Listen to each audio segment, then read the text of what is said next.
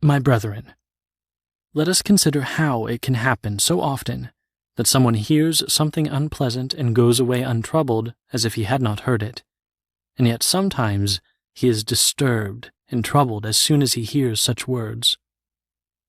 What is the cause of this inconsistency? Is there one reason for it, or many? I recognize several, but one in particular is the source of all the others. As someone has put it, it all comes from the person's state of mind at the time. If someone is engaged in prayer or contemplation, he can easily take a rebuke from his brother and be unmoved by it. Or again, his affection toward a brother may be a strong reason. Love bears all things with the utmost patience. Yet another reason may be contempt. If a person despises the one who is trying to trouble him and acts as if he is the vilest of all creatures and considers it beneath his dignity even to look at him or to answer him or to mention the affront and insults to anyone else, he will not be moved by his words. All in all, then, no one is disturbed or troubled if he scorns and disregards what is said. But on the other hand, it is also possible for someone to be disturbed and troubled by his brother's words, either because he is not in a good frame of mind or because he hates his brother. There are a great number of other reasons as well. Yet the reason for all disturbance, if we look to its roots, is that no one finds fault with himself. This is the reason why we become angry and upset, why we sometimes have no peace in our soul. We should not be surprised, since holy men have taught us that there is no other path to peace but this. We see that this is true in so many other people, and yet we hope, in our laziness and desire for peace, we hope or even believe that we are on the right path even when we are irritated by everything and cannot bear to accept any blame ourselves. This is the way things are. However many virtues a man may have, they could be innumerable, they could be infinite. If he has left the path of self-accusation, he will never have peace. He will be afflicted by others, or he will be an affliction to them, and all his efforts will be wasted. The man who finds fault with himself accepts all things cheerfully. Misfortune, loss, disgrace, dishonor, and any other kind of adversity.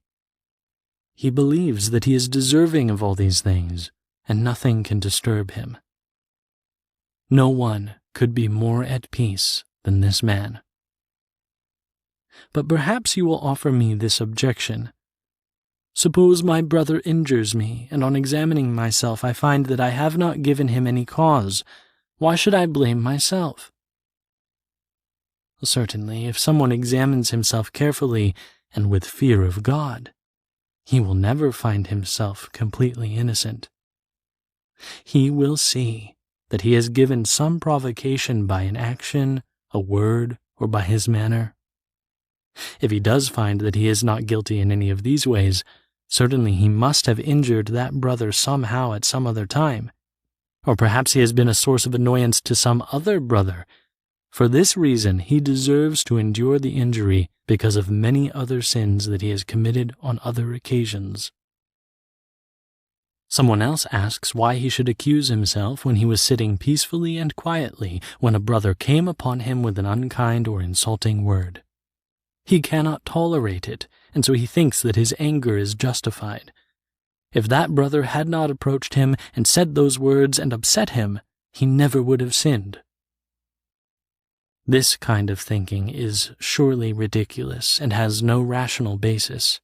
For the fact that he has said anything at all in this situation breaks the cover on the passionate anger within him, which is all the more exposed by his excessive anxiety. If he wished, he would do penance. He has become like a clean, shiny grain of wheat that, when broken, is full of dirt inside.